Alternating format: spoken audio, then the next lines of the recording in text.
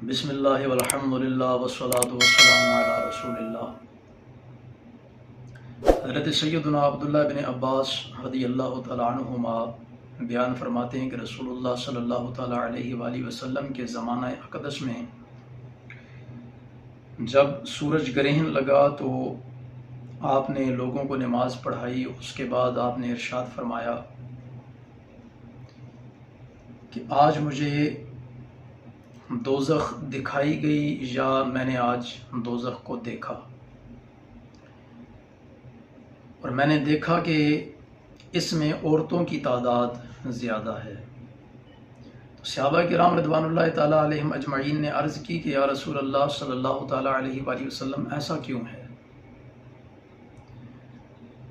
تو حضور علیہ الصلوۃ والسلام نے ارشاد فرمایا کہ وہ شوہر کی ناشکری کرتی ہیں اور ان کے احسان کا انکار کرتی ہیں۔ اگر تم ان میں سے کسی ایک کے ساتھ زندگی بھر بھی حسن سلوک کا معاملہ کرو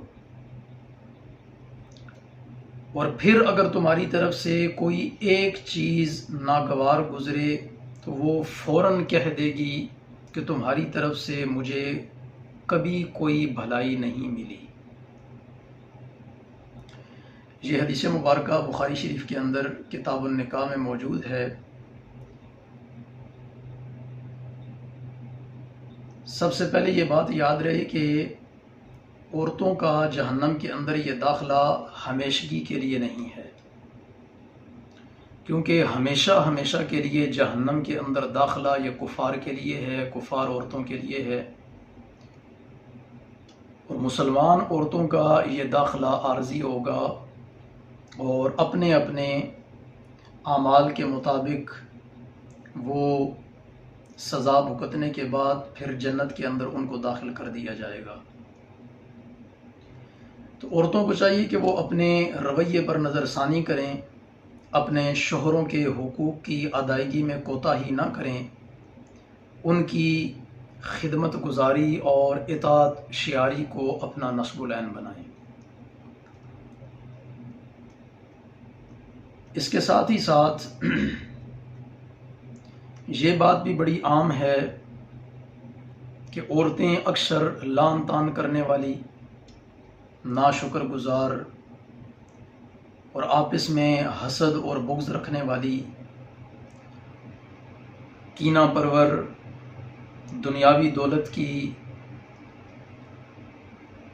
زیب و زینت کو اپنانے والی اور ریاکاری کا شکار ہوتی ہیں۔ تو اس سے، دنیاوی زیب و زینت سے، ناشکری سے، لعن طعن سے، گالی گلوچ سے، حسد اور بغض سے، کینہ سے عورتوں کو اپنے آپ کو محفوظ رکھنا چاہیے۔ جہاں تک اسلامی لٹریچر میں یہ احادیث موجود ہیں، ساتھ ہی ساتھ ایک اور بات بھی ہے۔ یہ موجود اس لیے ہیں کہ ہمیں اپنی عورتوں کو، ماؤں، بہنوں، بیٹیوں، بچیوں کو جہنم سے بچانے کے راستے اپنانے چاہیے، اور جہنم سے بچانے کا بہنوں، بیٹیوں، بیویوں کو ایک ہی راستہ ہے کہ انہیں دینی زیور علم سے آراستہ کیا جائے، بجائے اس کے اکثر مرد حضرات نے یہ حدیثیں زبانی یاد کر رکھی ہوتی ہیں، اور جیسے ہی ان کو موقع ملتا ہے تو وہ اپنی بیویوں کو طعنہ زنی کے طور پر یہ حدیثیں سناتی ہیں کہ تم تو ہو ہی ناشکری، تم تو جہنم میں جانے والی ہو، تمہاری عقل آدھی ہے، وغیرہ وغیرہ۔ قطع نظر ان ساری باتوں کے ہمیں سوچنا چاہیے کہ ہم کیسے اپنی بہنوں کو، اپنی بیٹیوں کو، اپنی ماؤں کو، اپنی بیویوں کو جہنم سے بچا سکتے ہیں، انہیں شکر گزاری کی طرف لا سکتے ہیں، آپسی حسد اور بغض سے بچا سکتے ہیں، لعن طعن سے بچا سکتے ہیں۔ یہ ہم مردوں کی ذمہ داری ہے، اور ہم مردوں کی اولین ذمہ داری ہے کہ ہم اپنی عورتوں کو دینی زیور علم سے آراستہ کر کے انہیں جنت کے راہی بنائیں، جنت کے راستے بتائیں اور جنت کی راہوں پر ان کو لے کر کے چلیں۔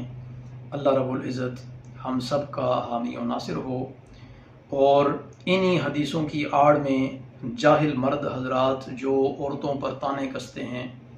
ان کو بھی سبق حاصل کرنا چاہیے کہ اگر ان کی غفلت کی وجہ سے اور ان کی لا علمی کی وجہ سے اگر کوئی عورت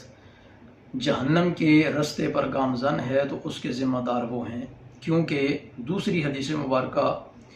وہ بھی ہمارے ذہن میں ہونی چاہیے کہ اللہ کے نبی علیہ الصلوۃ والسلام نے ارشاد فرمایا کہ ہر شخص راعی ہے اور اس سے اس کی رعیت کے متعلق سوال کیا جائے گا۔ اگر ہماری بیوی، ہماری بہن، ہماری بیٹی ہماری غفلت کی وجہ سے جہنم کی راہیہ بن رہی ہے، جہنم کی طرف جا رہی ہے،